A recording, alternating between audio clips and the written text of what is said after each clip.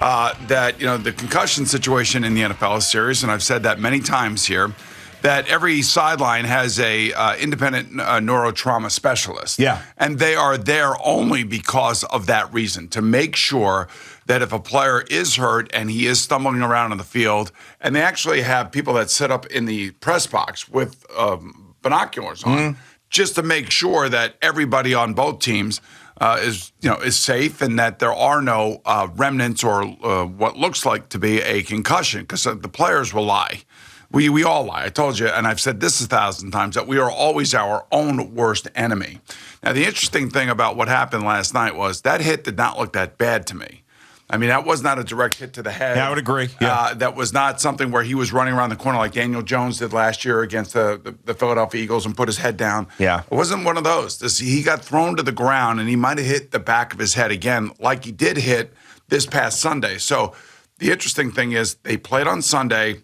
He got hurt. He was stumbling around. It looked like he had, his legs had given out on him against the Buffalo Bills.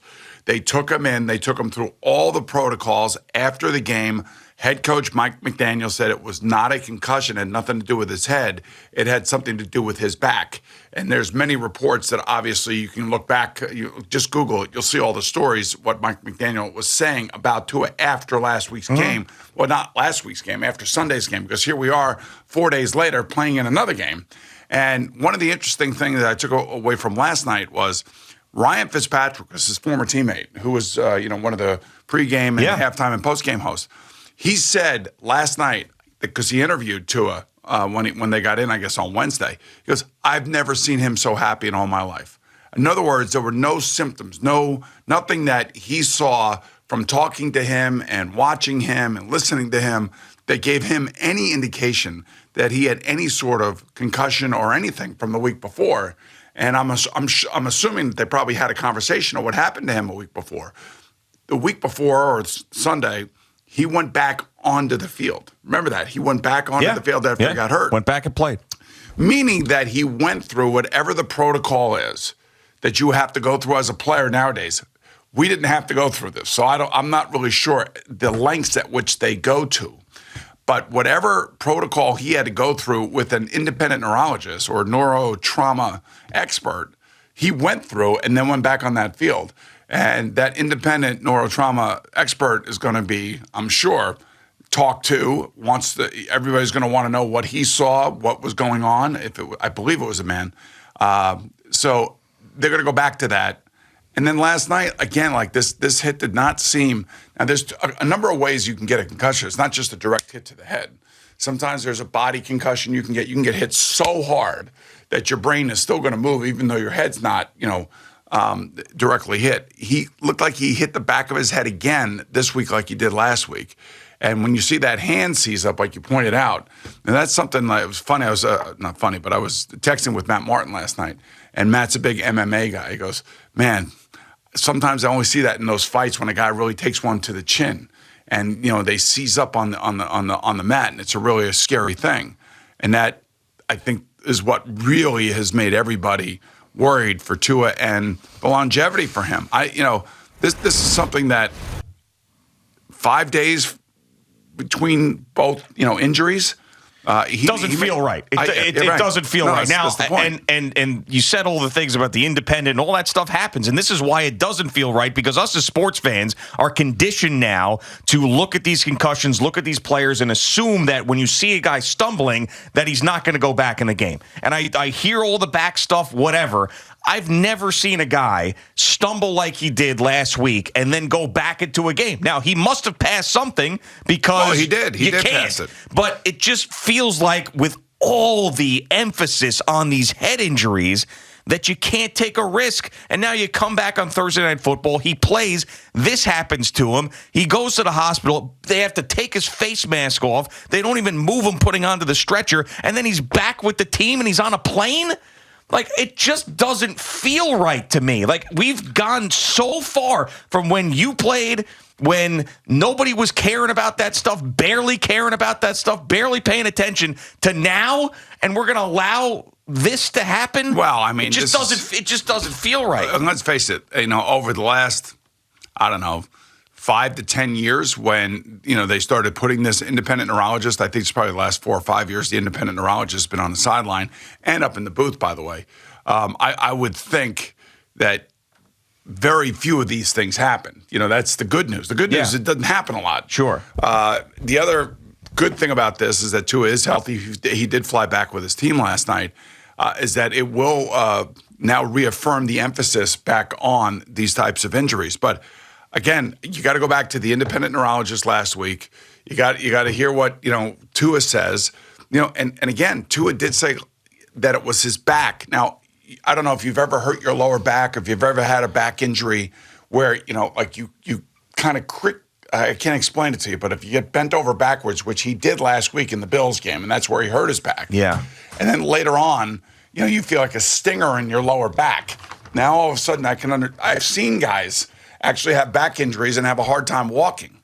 So that's why I kind of took it at face value last Sunday that that's exactly what happened, because I've seen that. But the hit to be what it was. And the hit last week, by the way, was also... Right, he hit the head the same way. And then for him to have this happen to him and have that reaction with his hands, listen, I know that we're watching this. It's layman's terms. We are not neurologists. We are football fans. You are a football player who is now watching every single game. But this just does not feel like it was handled the right way. Of course not, because they carried him off the field last night. I mean, exactly. But, and on top of it, you're going to throw him on a plane. Remember when the whole Ryan Church situation happened with the Mets all those years ago, and he had a concussion? They put him on a plane and ended up screwing him up. And, that was back in, 2009. I know. We've come a long way from that. And, again, have we? I think, yeah, we have, because we haven't seen a lot of this. Yeah. We haven't. I mean, this is the first guy that I can remember in the last 10 years that we've seen something like this. But this is why this is so shocking, because we have come so far. You never see a guy stumbling go back into a game. He went back into the game. He plays on Thursday Night Football. Then he gets stretchered off, and then he's back with the team. That's what makes this whole thing so confusing and so shocking. I'm as a former player who's been through stuff like this and has seen stuff like this, and has lauded the NFL for being open and trying to understand the concussion issues. Yeah. Because my generation, the generation before me, and the generation before them are dealing with all sorts of neurological problems that can only come from, slamming your head into each other, for 17 games and Thursday Night Football on a short week. All that kind of crap that goes into this now. Sometimes 10, 15 years of playing football. Exactly. So, I hope something does come out of this where they have a better understanding. But the other aspect of this is the player himself, and what the player himself is saying to the doctors, to the coaches, to the team. And believe you me, the trainers know, and every trainer is basically trained in this regard, and that is to make sure they know the symptoms of what a concussion looks like. Yeah. Now, when I took that bad concussion against the Bills, I couldn't go outside, but the bright light. Yeah. I was throwing up. I had constant headaches. I was not me. I was a totally different person for about 2 weeks. I couldn't drive for 10 days, I think.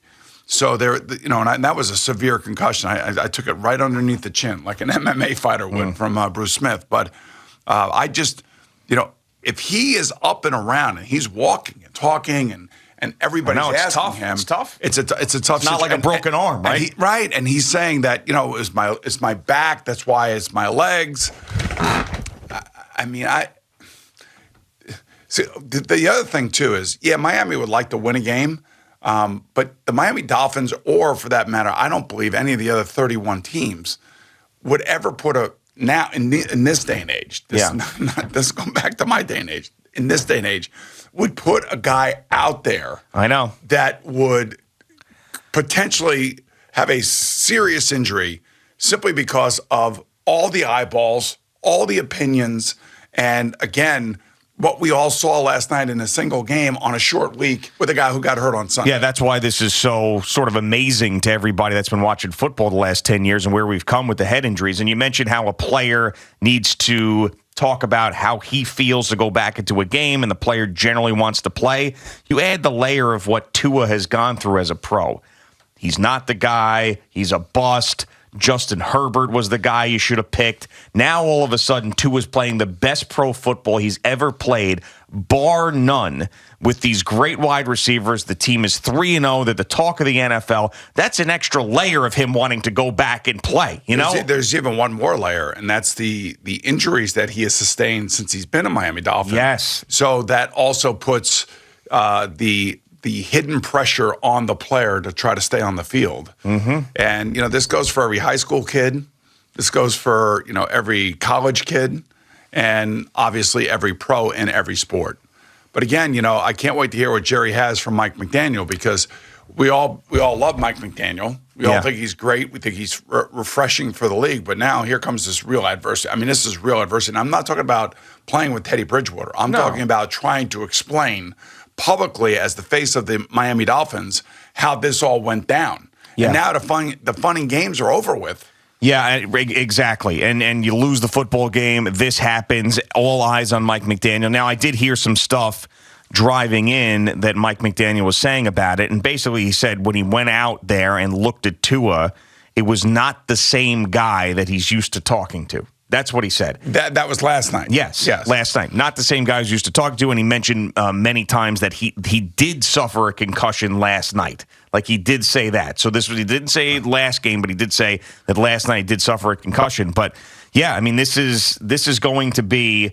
Now, I know that it's Friday, so you got all the games in the slate on Sunday. We're going to be talking about this on Sunday. We tend to forget after the football games are played. But yes, going into it today, Saturday, NFL pregame shows, the NFL Today, this is going to be a huge topic. And I can guarantee you right now that after all this went down, if there is a guy who is wobbly at all, even if he passes concussion protocol, that player will not go into a football game the rest of the year. And the other thing, remember, Roger Goodell was at this game last night. Yeah. So there will be a memo sent out to every team, every trainer today, just again, emphasizing all the things that they try to emphasize. We have these meetings in the summertime with the NFL, and they go through all the mundane stuff that, whether it be rule changes or what they'd like the TVs to show, or the networks to show, how to describe something. There's a million things that we go over, and it's a lot of minutia. Yeah. If you've been there for 20 years like I have, I've heard it over and over and over again. But over the last 5 years, 6 years, maybe even a little bit longer than that, they have emphasized to us as broadcasters that this is who this guy is, this is who that guy is on the sideline, because there are people on the sideline that you would not even recognize that are wearing different color hats for different reasons. Some of them are tied to the TV broadcast, but most of them are tied to some sort of medical aspect to the game. And between the NFLPA and the NFL, and then of course, what we all want the answers as to why he was playing if he was hurt last weekend. What was the injury against the Bills? We need to know what that injury was, and what does Tua say it was, what did the doctors down there say it was, and what did the independent neurologists say it was on Sunday. We need to know that first. Yeah, and there's not anybody out there that watched both those games and how this unfolded that doesn't believe that these are connected. Everybody believes that they're connected. Right, exactly, which is going to be a problem for the NFL. But I will say this, that hit last night and the way that he responded to the hit, it wasn't that bad of a hit. And it wasn't a cheap shot. It wasn't anything and he did hit the back of his head like he did the week before or on Sunday when Milano tackled him or hit him after he threw the ball against the Bills. It was kind of the same kind of snap back. It could be like a whiplash type of thing. It could be, there's a million different ways this could have happened. But the way that his hands seized up is what really has, caught all of our attention. And the fact that they had to bring the board out and put him underneath them and then strap him down. Yeah, and then take the face mask off, too, is another thing, because they left the helmet on because they didn't want to mess with his head at all. So, and the thing about that was, when I saw that, I wasn't initially thinking concussion. I was thinking that it was something worse. Yeah. That it was the neck. Yeah, spinal cord, something like that. Now, I don't know if they check your neck. I'm not sure. And if he's not complaining about anything, and he's out there in practice and he's throwing and he's being jovial with his teammates and he's his same personality that he always is, then I don't know how, if you're the Miami Dolphins coaching staff or any of the players or even the training staff, say that he can't play. Thank you for watching. Please like, comment, and subscribe. And don't forget to hit the red bell so you're notified when we have new content.